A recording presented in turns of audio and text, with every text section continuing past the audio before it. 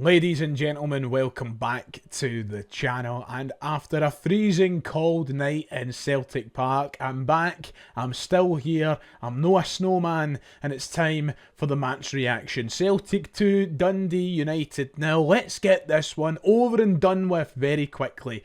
It was throwback night in Parkhead this evening, and I was a huge fan of that. Let's talk about it.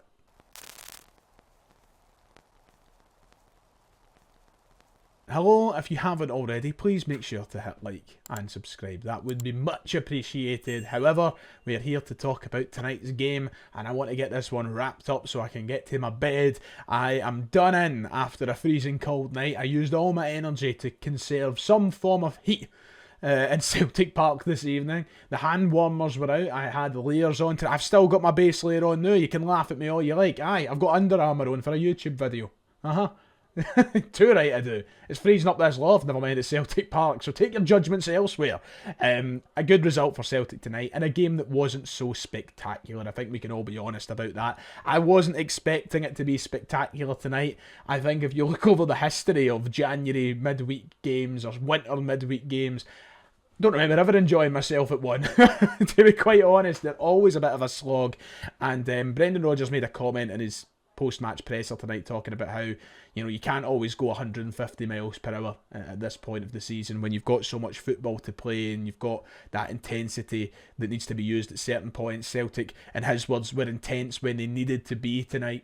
And ultimately, getting 3 points at this stage of the season is what I want to see. We move 16 points clear at the top of the Scottish Premiership with a win tonight. So, you know, I thought that there was players who played really well tonight. I couldn't really talk about any poor performances.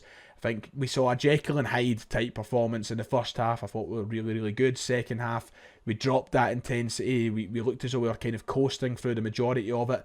Dundee United offered a wee bit of a scare at times, and we knew we needed to find that second. We got the second. It was just a typical Wednesday night, freezing cold Celtic Park performance. But Dundee United are the third best team in the country at the minute. If the league table is anything to go by, they were always going to make life difficult. They certainly did at Tannadice a few weeks ago. Wasn't going to be a blowover by any stretch of the imagination. And yeah, let's do it start to finish. So yeah, first half, as I said, I thought Celtic played some really good football at times. I think we were unlucky not to get more. If it wasn't for some inaccurate passes, and that's not a complaint, by the way, but if there was a little bit more accuracy in some of the crosses in the first half, I think Adam Ida would have maybe converted a couple, because they looked as though they were trying their hardest to get him a goal tonight. It just, the crossing was just maybe a wee bit off, and it wasn't getting to his feet, but the right idea was there, and the intensity was there, and we certainly had intent to go and find goals in that manner. It just maybe wasn't happening so much. But a good team that was fielded. I was happy to see some players getting starts, Luke McCowan and Arne Engels. Glad to see them get chances again. And I call them chances. They're not necessarily chances at this stage. It is about giving players opportunities and juggling a very talented squad. I wouldn't say they're chances. They've proven enough to us to be in with a shout for starting these games. For God's sake, we spent 11 million quid on one of them, so you'd like to hope they're starting and getting their chances. But I liked seeing them again starting together. I'm glad to see Adam Ida getting another start despite a lot of criticism of his recent performances. I think you've got to repay some players, and I think Engels, for his recent form, was certainly one of those players that had to be repaid.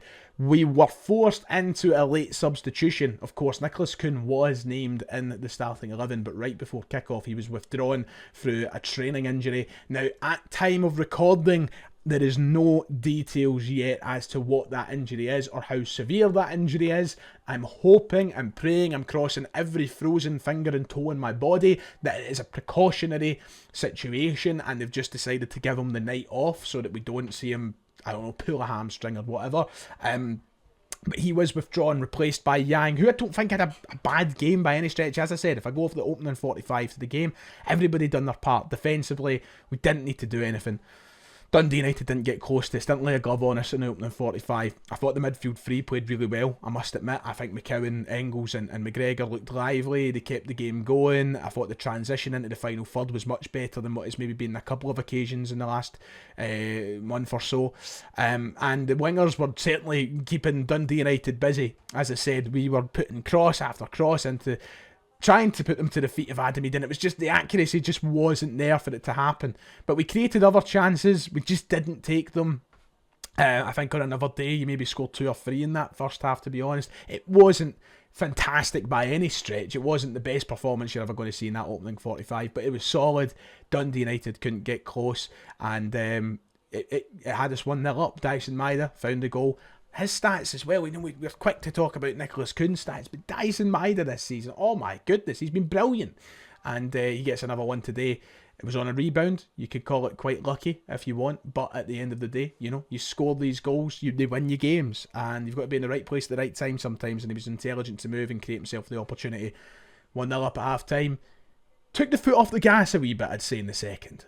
Before I get into the second half, we have an update on Nicholas Kuhn. That's right, a live video update. I can't believe it, right here, right now. I guarantee already a good few of you have jumped down to the comment section to let me know what's happened. But he was pulled off of the starting 11 down to a thigh issue, what it seems like. Brendan Rodgers has spoke about it. When asked if it was a serious issue, he said hopefully not. He felt something at the top of his thigh and didn't feel like he could risk it. We need to see what it looks like. So not an awful lot of details. But details nonetheless. Hopefully it's not serious and he's back in the team maybe this weekend, but only time will tell. We'll find out at Brendan Rodgers' press conference on Friday afternoon, but very wise not to risk him if feeling any form of discomfort. Yeah, second half I felt like we took the foot off the gas a little bit. We didn't play with the same intensity that we maybe had in the first. Even when we made the subs, I think a bit of it returned, but it wasn't quite there. Dundee United certainly offered opportunities and were asking questions of Celtic, but defensively, once again, we were really, really good. Cameron Carter-Vickers is just different gravy, isn't he? He's just different gravy. Big shout out to Trusty tonight as well, who I didn't even mention the first half could have scored, hit the bar. But you know, we handled what we had to, and I'm certainly not bothered by winning games 2-0, keeping a clean sheet, getting 3 points, and maybe not playing 100 miles an hour. You know, sometimes you do need these sort of results, and you do need to just kind of get through the thick of it, and that's what we had to do tonight.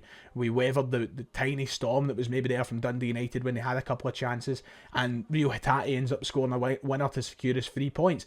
I think that's the biggest difference between Celtic and Rangers at the minute. It's not the biggest difference, there's a lot of differences between Celtic and Rangers at the minute.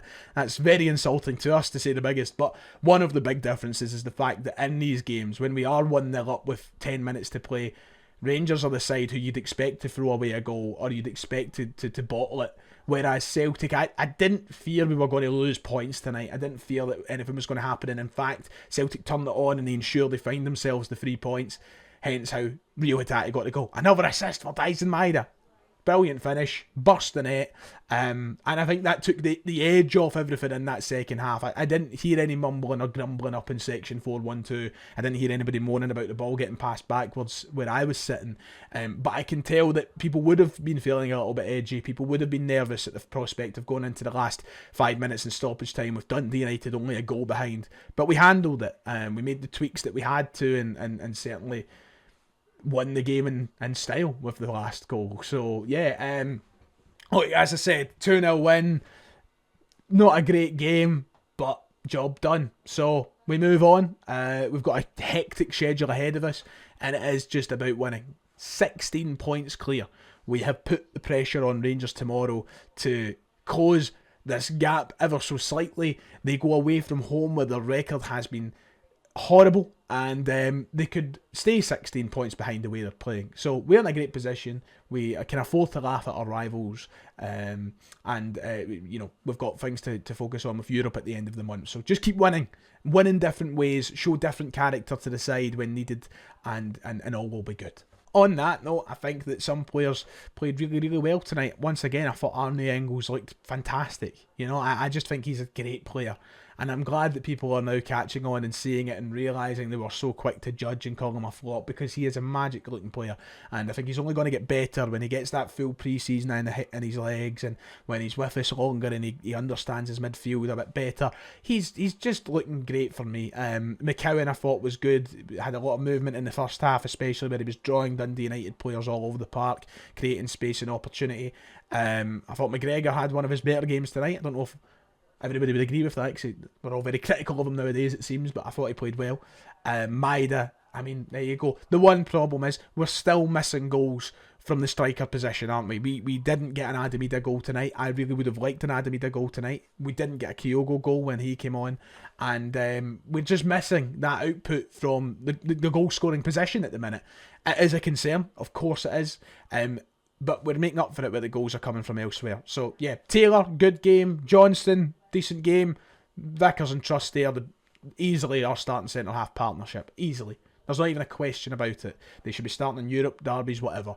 And Schmeichel could have hung his goals up all the crossbar tonight for all it mattered. I think the best aspect of tonight's game was that throwback feeling that I mentioned in the intro to the video. It was like, when you go to a nightclub, not that I go to nightclubs much nowadays, but and there's a throwback night and they've got all the tunes from a certain era on. I love a wee 2012 throwback night, early 2010s throwback, all your David Guettas and that. That was Celtic Park tonight, but in the form of former player chants. We had everything from Henrik Larsson to Victor Wanyama to Artur Boric to Scott Sinclair, Jota. It was magic, and it just put into perspective how, listen, this is not match related in terms of the football being played, but it just puts into perspective the absolute belters that the Green Brigade and such provide. We have the best songbook in football, and it's the reason that teams down south keep nicking our chants, quite frankly. It was brilliant, and I loved it. Look, listen, this whole storming the teacup situation that's going on with the Greg Taylor disrespect, the chanting situation, Rodgers and the fans, I hope that we can put it behind us tonight. I don't know if Brendan has commented on it yet. We'll probably talk about it tomorrow. I hope he had a good laugh with it. I think it just puts into perspective that, and this is what I said all along, it was never disrespect on Greg Taylor's part. Just like it wasn't disrespect to any of our current players that we were singing former player songs tonight. There was a huge misunderstanding. The perception of everything picked up was in the wrong. And I loved it. It made me, it made me miss certain players, Made me miss Scott Sinclair and Moussa Dembele and, man, what a time gone by. Anyway, I think we should make it a yearly tradition. We have a throwback game. We get somebody out for the windfall. We wear retro kits. We sing all the old songs. Celtic TV's full of all the old pundit. I don't know, just get a throwback night going. I love the idea of that. Anyway, that is it for the match reaction. I'm going to head off. I know it was a bit of a rushed one tonight. As I said, I want to get it up and out. I want to get my bed. We'll be on the channel tomorrow anyway to dive deeper into the post-match reaction and see what all the news is about. And there's a filming of the Celtic the Thunder tomorrow night as that returns for 2025. So a big week ahead on the Ryan118 channel. I hope you have enjoyed. Take care of yourselves, like and subscribe, and I'll see you all next time.